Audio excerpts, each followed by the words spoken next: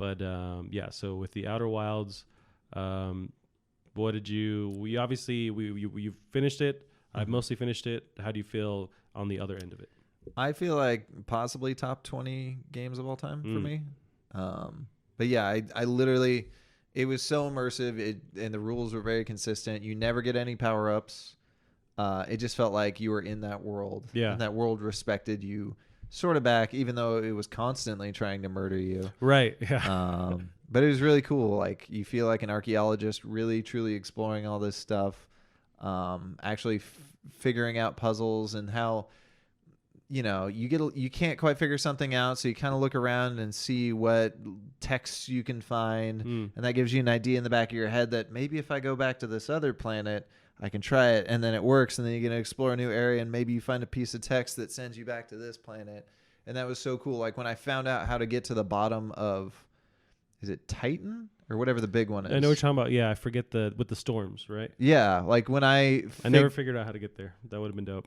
It's do you want to know? Can we? Yeah, you can tell me so I can go down there and figure it out. Okay, so what you have to do. So in order to find out how to do it, and this was a really cool puzzle. So basically, when you go into the lab where they make the masks, you find a note saying that someone has figured out.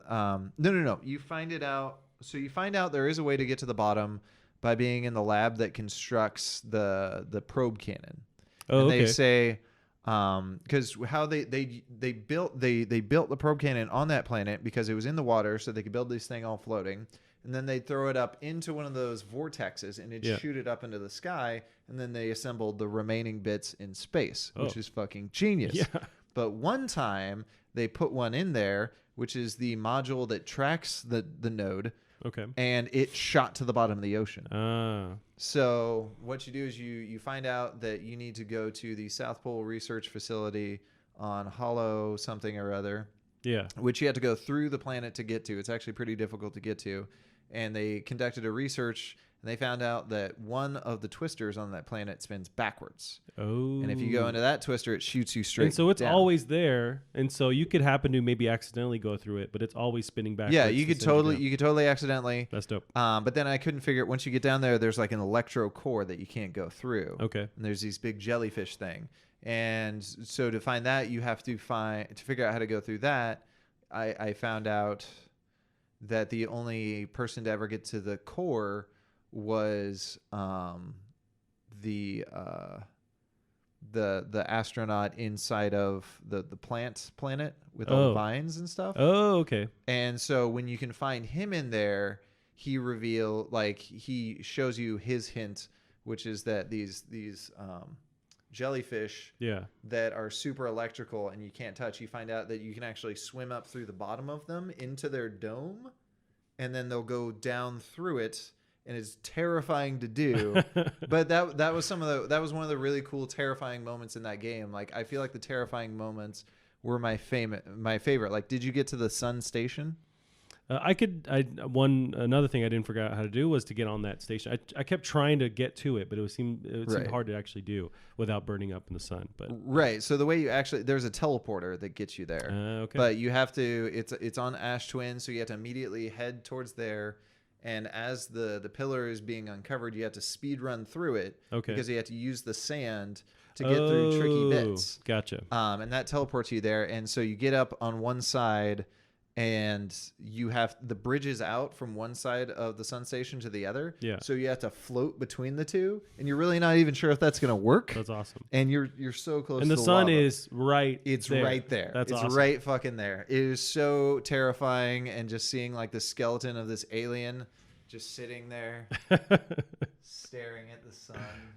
Dude, it's that's awesome. There's so much cool shit in that Yeah, it game. sounds like I haven't played this game because of all the stuff I missed. It does, yeah. But I just spent so much time dinking around, disregarding all the text for a while and just exploring. Yeah, you so can't I still had fun. the text. You're right. Yeah. As far as the story goes, I didn't have a lot of stuff unfolded for me because I didn't spend the time reading into it until much later on because I wanted to just figure it out. Yeah. But my first instinct once I could get off the planet was to just explore.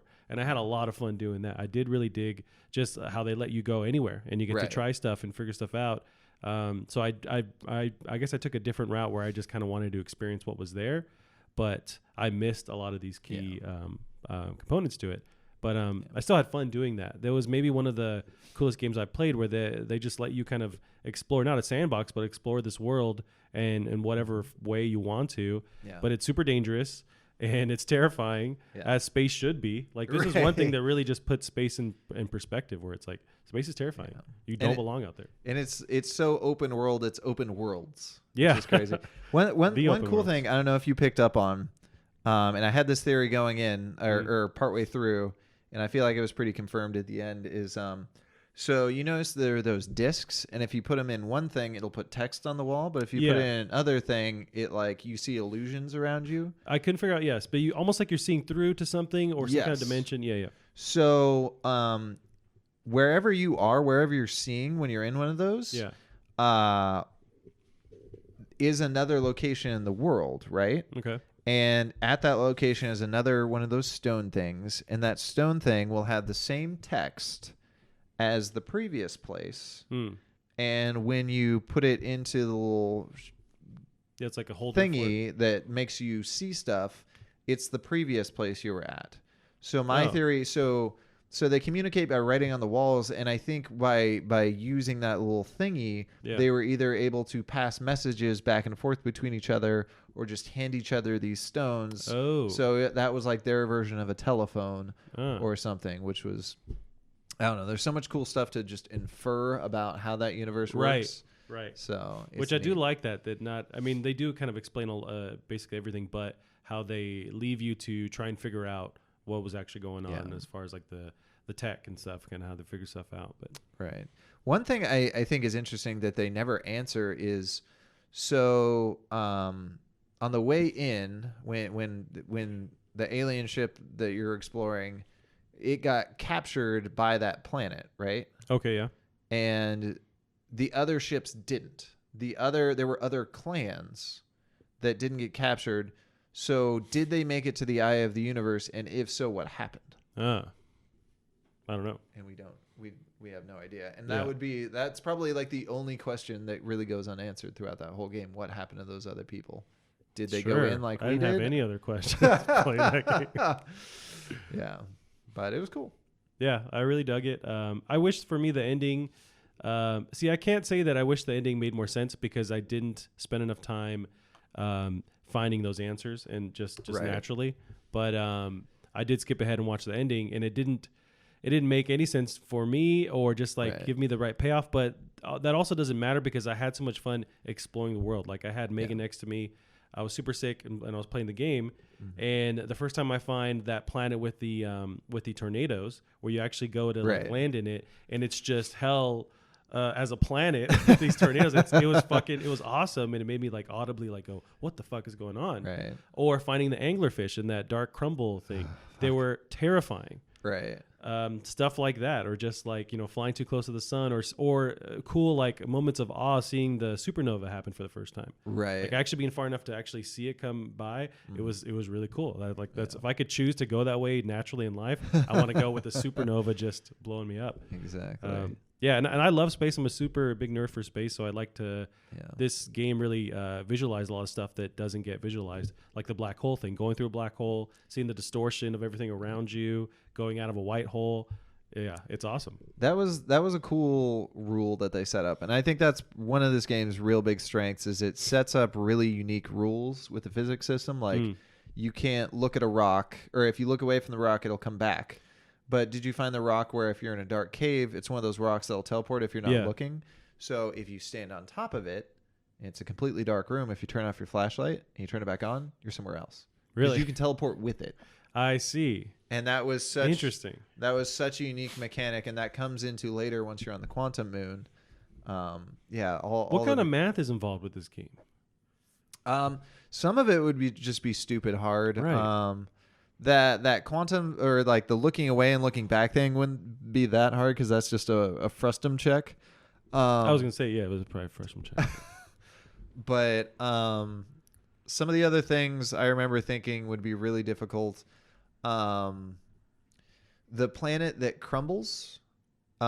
That that really technologically, that seems like a more next gen thing. Even with the game, like graphically, it's fairly simple. It's still advanced enough that should be stupid hard to do. Yeah. The planet that.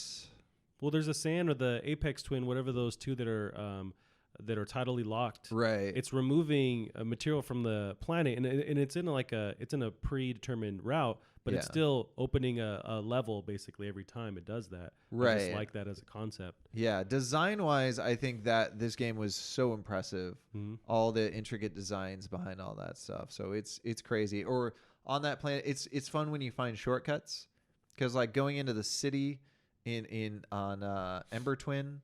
Okay. I almost immediately just stumbled upon a shortcut into the city. Oh. And so I felt it almost felt weird when I found the correct ways of getting there later on.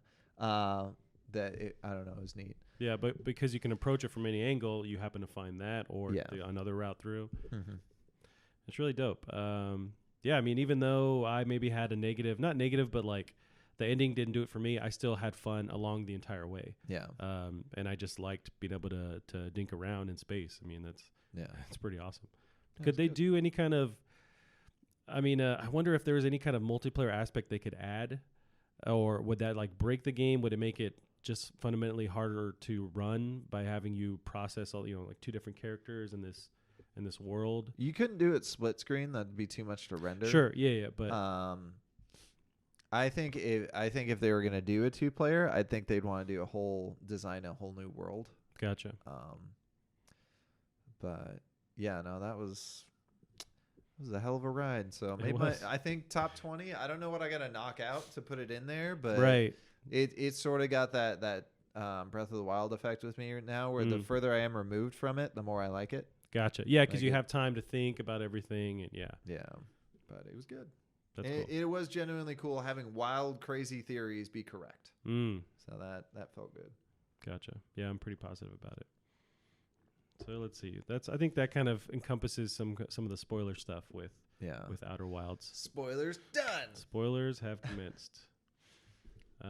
So yeah, that was for me. That was really what I played this week. Outer Wilds, Stranglehold. Yeah.